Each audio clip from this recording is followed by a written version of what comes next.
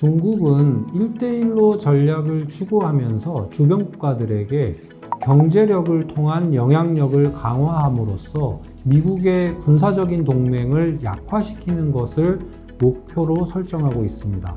과거 중국이 미국의 견제에 수동적이고 자제하는 태도를 취했다면 현재 중국은 미국과의 대화를 거부하거나 강대강의 공격적인 대응을 하며 할 말을 하는 스탠스로 바뀌었습니다. 이로 인해 인도태평양 지역에서 긴장 국면이 구조화되고 장기화될 가능성이 높아졌습니다. 그리고 이 지역의 평화와 안정의 유지가 어려워졌고 안보 딜레마에 빠져들고 있습니다. 미국 바이든 행정부의 출범과 인도태평양 전략에 대응하기 위해서 중국은 미국과의 전면적인 갈등과 도전을 국가적인 도전 과제로 설정했습니다. 중국은 미국의 인도태평양 전략 및 전략 경쟁이 중장기전에 들어가게 된 상황을 받아들이고 시진핑 1인 중심 체제로 단결하여 2035년까지 미국을 추월하는 중국 특색 사회주의 현대화 달성과 부국 강병을 위한 목표를 설정하고 있습니다. 중국은 미국의 인도태평양 전략에 대해 매우 우려하고 있습니다. 인도태평양 전략에 대해 중국의 기본 인식은 오바마 행정부 시기의 아시아 재균형 전략, 트럼프 행정부 시기의 인도태평양 전략과 큰 차이가 없고 핵심은 대중국 공세에 있다고 인식하고 있습니다. 중국이 G2 국가로 부상한 이후 특히 시진핑 집권기에 들어서 민족주의적인 중국의 꿈을 강조하며 공세적인 대국화 전략을 추진하고 있습니다. 이러한 중국의 대국화 전략을 중국식 인도태평양 전략이라고 부를 수 있겠습니다. 인도태평양 지역에서 중국의 위협은 중국이 특정 정치 외교적 목적을 달성하기 위해 경제력을 도구화하고 상호 의존성을 무기화하는 것입니다. 중국의 경제 보복은 단기적 현상이 아니라 향후에도 지속적으로 발생할 수 있습니다. 시진핑 집권기에 중국은 중국의 꿈으로 표현되는 더욱 공세적인 강대국화 전략을 추진 중입니다. 그 과정에서 핵심 이익을 더욱 공식화하고 자국의 레드라인을 설정하고 있습니다. 이러한 상황은 동시에 주변국의 외교적 자율성을 침해하고 반중의식을 강화하는 부작용을 만들어내고 있습니다. 미국과 미국의 동맹 및 우호 국가들에게 맞서기 위해서 중국은 일련의 대응 전략을 여러 측면에서 추진하고 있습니다. 1대1로 중러 안보협력 및 북한과의 협력, 그리고 상하이 협력기구 확대 강화, 미중 사이에서 가장 갈등적인 지역인 동남아 국가, 대만, 한반도를 포용하는 전략 등입니다. 시진핑 집권 이후 중국은 러시아와의 양자간 공조를 강화했고 SCO와 브릭스 등 국제기구를 통해서 한반도 비핵화 문제 등 사안에서 미국의 노선을 견제하고 있습니다. 이러한 중국과 러시아의 행보는 코로나 팬데믹 이후 미국의 중국 책임론과 맞물려 더욱 첨예화되고 있습니다. 국제기구를 활용한 중국과 러시아의 협력은 더욱 확대될 것입니다.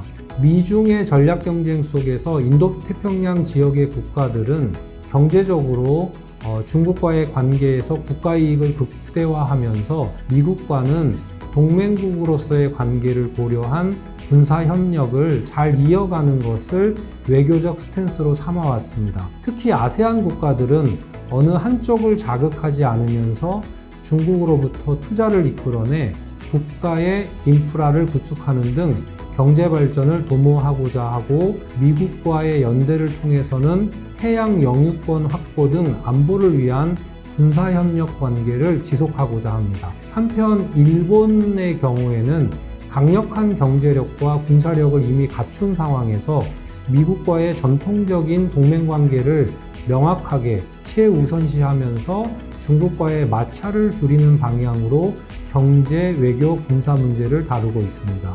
현재 인도태평양 지역의 문제는 미중 간의 군사적 긴장과 안보 위기가 충분한 대화와 타협이 이루어지지 않음으로 인해서 생겨나는 안보 딜레마 상황입니다. 인도태평양 지역에서 미국과 중국의 관계는 구조적 작용을 하기 때문에 주변국들이 외교적 자율성을 갖고 제3의 노선에 대한 발언을 하기 어렵다는 것이고, 관련국들이 안보 딜레마에 휩쓸려 들어가고 있습니다. 중국, 러시아, 북한이 연결되는 북방 삼각 연대가 강화되고 있고, 미국, 일본, 한국이 연결되는 남방 삼각 연대가 강화되면서 안보 딜레마를 해결할 동력을 상실하고 있다는 점입니다. 한국은 문재인 정부에서는 미중 경쟁으로 인한 전략적 딜레마에서 벗어나기 위한 독자적인 전략으로 북한 비핵화를 통한 남북한 관계 개선, 신북방 및 신남방 정책 등을 통해서 미국과 중국 사이에서 위험 회피 전략을 추진했습니다. 그러나 신정부 들어서 한국이 과거보다 미국에게 좀 더 경도된 미국 편승 전략에 가까운 스탠스를 보이고 있습니다. 윤석열 대통령은 대선 캠페인 기간 중에 사드 배치를 공약한 바 있습니다. 이에 대해 중국은 윤석열 대통령 취임식에 중국의 실질적 권력 2인자인 왕치산 국가부주석을 파견했습니다. 중국과의 관계에서 강경한 노선을 택하겠다는 윤 대통령의 선거 공약이 이행되지 않도록 윤 대통령을 설득하려는 중국 측의 회유의 제스처로 읽힙니다. 특히 왕 부주석이 시진핑 중국 국가주석과 친밀한 관계에 있다는 점에서 그의 참석은 한중 관계 개선 의지에 대한 강력한 신호로 해석할 수 있습니다. 중국 외교부 대변인은 한중 양국은 때려야 뗄 수 없는 이웃이자 중요한 협력 파트너라며 양국 관계의 지속적인 발전이 이루어지길 바란다고 논평했습니다. 현재 중국이 가장 우려하는 것은 윤석열 정부가 지난 정부가 내놓은 산불 정책을 유지할 것인가의 여부입니다. 지난 2016년 한국의 사드 배치 결정에 대해서 중국은 한국에 광범위한 경제 제재를 취해왔습니다. 이에 대해서 문재인 정부는 산불 정책을 해법으로 내놓으며 중국과의 경제협력 관계를 유지하고자 했으나 한국 내 반중 정서는 갈수록 악화되고 있습니다. 이에 윤석열 대통령은 선거 과정에서 사드 배치를 거듭 표명하고 반중 정서를 선거에 활용했습니다. 중국은 한미일 삼국 협력이 다시 이루어질 것을 우려하고 있습니다. 중국은 현재 한국의 전략적 중요성을 인지하고 전략적으로 인내하는 모습을 보이며 한국의 국민 여론을 자극하지 않고 최대한 한국을 중립적으로 만들기 위해 노력하고 있습니다.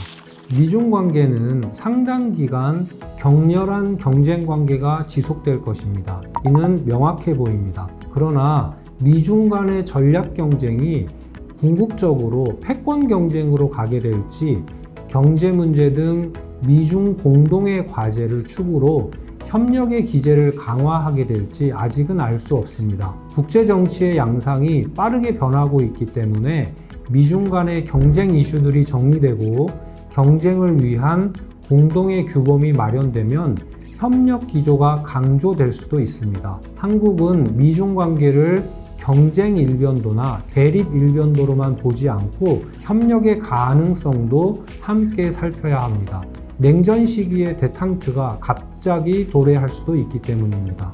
한국은 미중 경쟁이 단순한 이익의 경쟁이 아닌 가치와 규범의 경쟁이 되도록 역할을 해야 합니다.